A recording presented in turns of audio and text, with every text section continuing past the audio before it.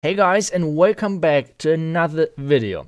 Today we want to talk about the Yeti Smash, but in a different version than you guys most likely know it. I know that Eric did already a video on that, so if you guys would like to check him out, make that for sure. This is my own version of it, and this as well is with low heroes, which means if your guys still not so maxed with your heroes on Town Hall 13, well, then I can show you a couple of things, and in this video I will use only level 2 Yetis, I will use non-max boulders, etc. So this strategy is working crazy well right now, and you see my level over there, like level 3 boulders, and it's crazy. It's crazy, especially when you have all of those things maxed, like your warden, your queen, king, royal champ is even more important, and obviously all of the troops. But we're going to do this with non-max troops and obviously non-max heroes. So let's see on how we can deal with that, and obviously I would explain everything to you guys on how you can use that on your own and how you can make that work. So let's get into the first attack, which is going to be on this base. This one is more like an anti-3-star style base. I noticed, especially with putting my third account into legend, that at the lower legendary ranks you see a lot of anti-3-star bases. As soon as you're getting higher in the trophies, you notice a lot of people are choosing anti-2-star bases, like ring bases. So if you guys want to climb some trophies, you should go for an anti-2-star base. Anti-3-star base is solid, but it's not getting you any trophies. So let's take a look at this attack. What I'm doing, or like what you're doing with this attack strategy, is you're doing basically an Electron, but without the Electro Dragon and the loons, you're going with 2 Yetis.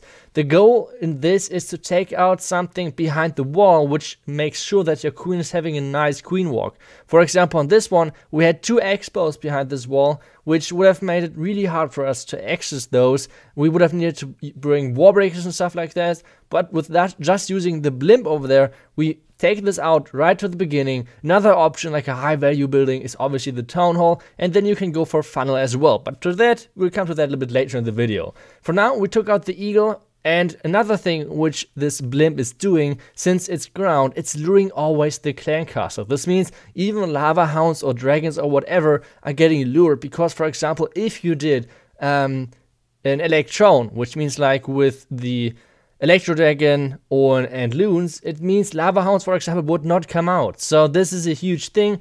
I'm doing right now the Yeti Smash into the Town Hall. If I'm completely honest, like this was the first attack with this army, and I'm doing horrible on funneling and everything else, which means it's even crazier that this attack went pretty well. Otherwise I wouldn't show you guys, because the key for this is that you have only one jump spell.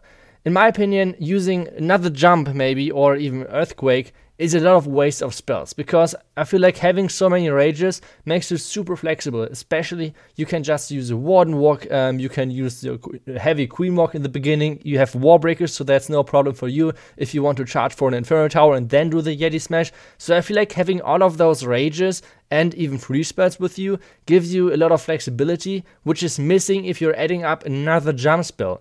Obviously, it's not too easy. It's not too easy to use all those wall breakers, and you will always see me using the wall breakers for the first couple of layers. For example, on this base, we open up the first 2 layers to get into the town hall with our wall breakers, and then use the jump to get into the back end.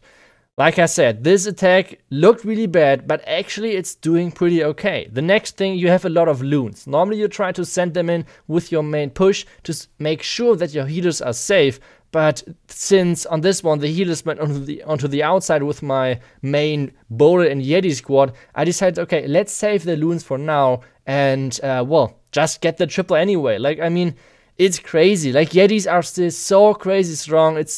I mean, the nerf didn't really hit them at all, and well, Yetis are still one of the strongest, if not the strongest troop in the game. So let's see on how we will do on the next base, because like I said, this was just the first attack, and even though a lot of things went wrong, we still managed to get the triple. So let's see how is it looking if everything is actually going our way. So this is going to be the next base, and this looks already way better upgraded. So what are we doing on this one? And this one is one of those bases where you can actually not send in the blimp for the town hall, because the town hall is too deep inside. which means we could go for the 12 o'clock Inferno Tower. That's kind of nice, but you want to get pathing. Like, this is one of the key things. You want to get pathing with your Yeti blimp.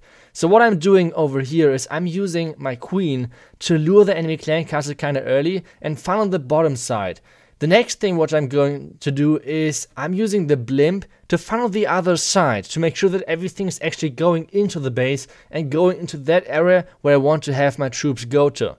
So let me just show you guys how exactly this works. So the next thing I'm going to do is just like let my queen walk into the base. I use my rage way too late, which means I'm basically swagging my queen at this point, like the queen ability. Next thing, like I said, just the blimp on the other side. This blimp is designed to funnel. It's not designed to, I don't know, like to get crazy value. It's all about the funneling. And what the Yetis are doing right now, they took out the air defense and now they're taking out the trash over there, which means all of my troops will go inside. The next thing which I'm going to do is send in my wall breakers. I'm using the jump this time, a little bit strange. I don't know, I should have used it in the into the like deeper into the base. Maybe I decided to use it like this because, well, I didn't want to open up the town hall compartment. This means I could not use the ward ability whenever I want to use it. And now the next rage. And like I said, with this setup, you have so many rages.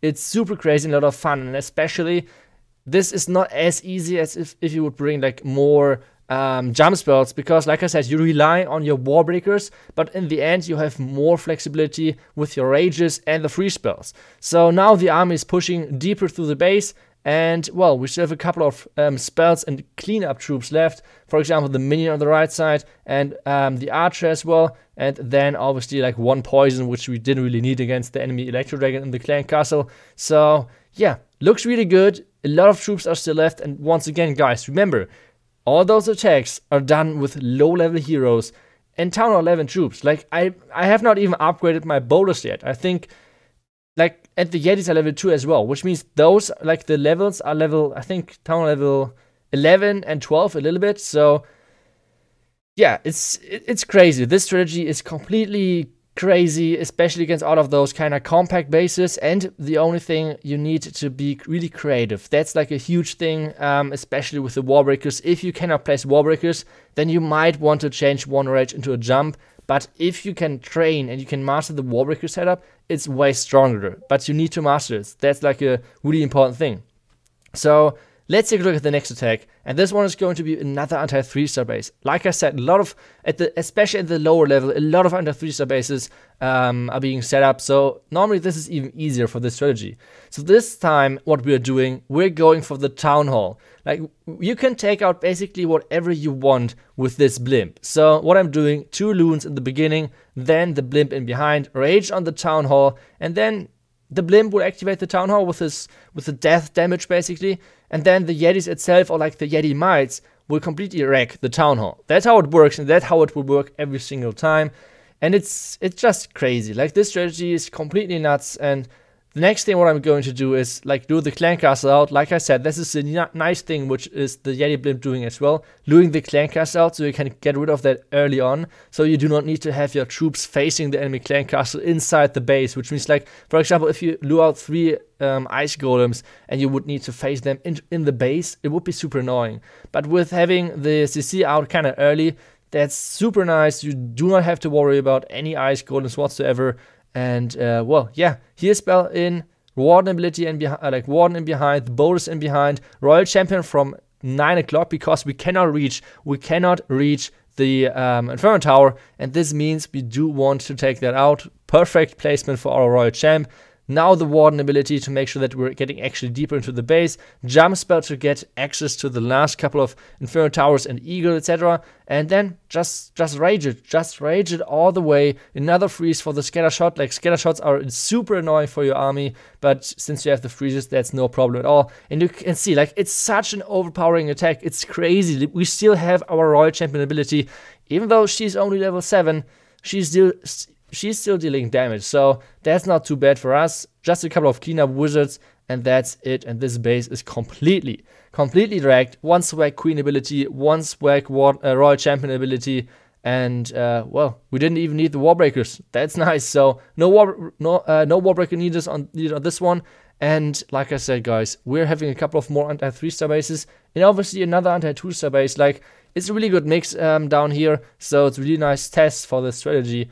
And well, let me guys know if you want to copy the army, or like if you will try it out, and let me know how it works for you guys, because I feel like this attack strategy is just crazy. I don't know, I'm a huge fan of the Yeti and Bowler. I wasn't a fan at all of the Yeti and the Bowler in the beginning. I have to admit that. I was saying it's completely wasted, but I completely changed my mind on that. So yeah, let's check out the next attack, which is going to be on this base. And once again, we can take out the Town Hall with ease on this one.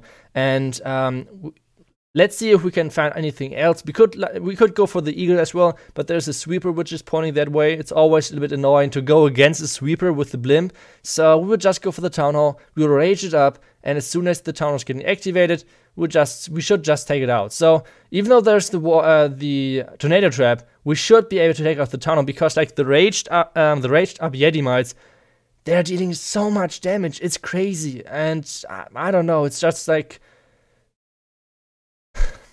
It's nuts. It's nuts. Those Yeti mites are dealing so much damage. On this one, the clan castle was too deep inside, which means we cannot reach that. So the next step is for us, obviously, once again, get into the base with the wall breakers. So if you need to use a freeze for that to make sure that you're getting access into a multi-inferno tower, just do it. Like, there's no problem with that. So the next thing for us is, like I said, get access to the Inferno Tower. Now I'm freezing since I used the wall breaker, like the test wall breaker already. Now the Yeti's in behind, the Warden behind, the Boat is in behind, and then we can jump in the core. That's like the goal right now. And then like into the clan castle, basically. There we go. Jump spell is placed.